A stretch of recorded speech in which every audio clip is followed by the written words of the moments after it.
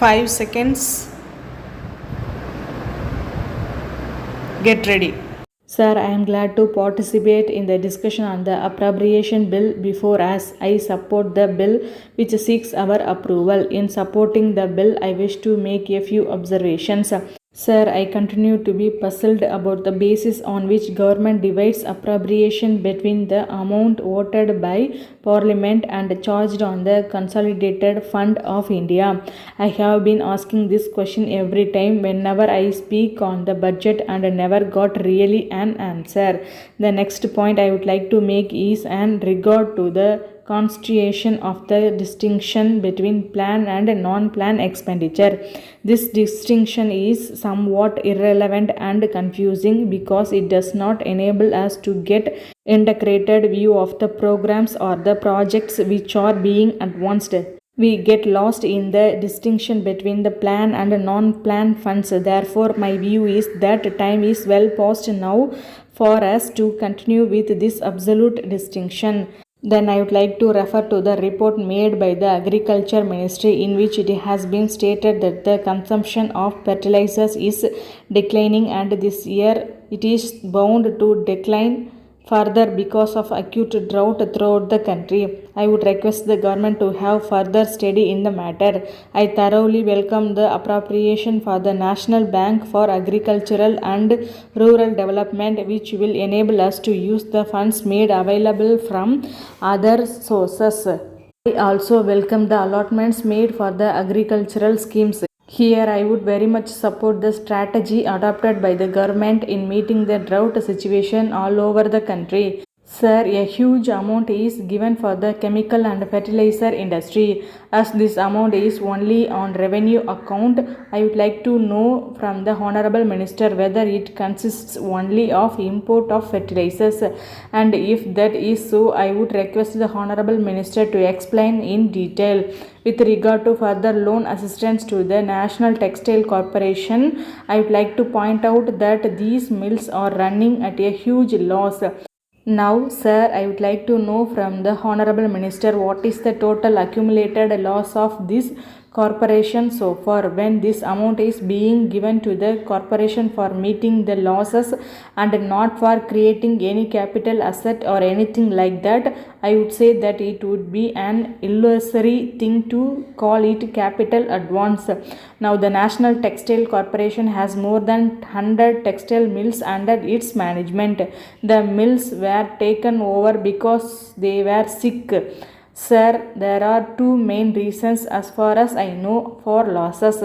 The one is that the rehabilitation or the modernization program is very unscientific. The second reason is more important, and that is the corruption. The amount of corruption that is going on in the National Textile Corporation is nobody's concern. The government goes on giving money year after year without taking any steps at all for improving management. I urge that steps should be taken to overcome all these lapses. Then I would like to refer to the strike in the centrally managed universities. Due to this deadlock, higher education has been totally suspended in many places.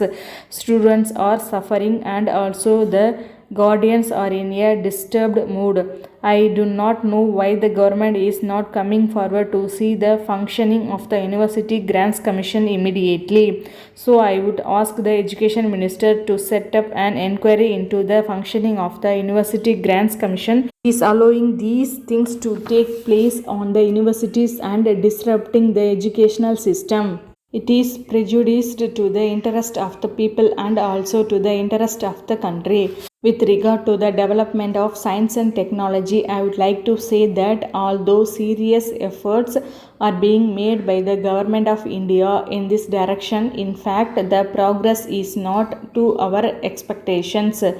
There are several reasons. In this connection, I wish to point out that each and every student must not be encouraged to take up the research work, but only the elected ones should be encouraged, and for that purpose several measures have to be taken by the university or the research institutions for proper selection of research fellows. In this way, they can make a substantial contribution to meet the needs of the country. then I would like to stress that there must be mobility between the industries and the universities. This will give impetus to our scholars and research students, so there will be more and more interest in research work.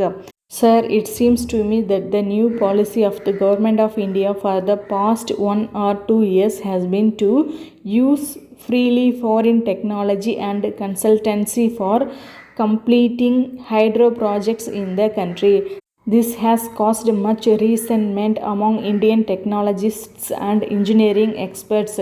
They are of the highest caliber and they feel that they are being neglected. They feel that they are in a position to complete the projects abroad. I want to know from the Honorable Minister whether we lack in Indian expertise and technology and so are looking for foreign technology. It has become a practice now that for even completing the existing electric projects, you are bringing in foreign experts to expedite them. Here I would like to point out that we are negotiating for many loans for our electric projects. Want to know from the Honorable Minister whether the new loan that he has negotiating has the approval of the Planning Commission or it does not come within the purview of the Planning Commission, and how is the government thinking in terms of repayment of the loan.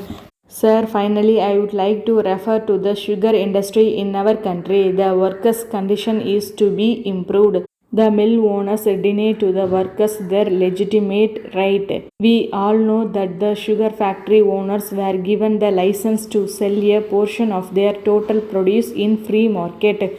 May I know whether the government intends to nationalize the sugar industry in the interest of the country? Thank you very much for giving me this opportunity.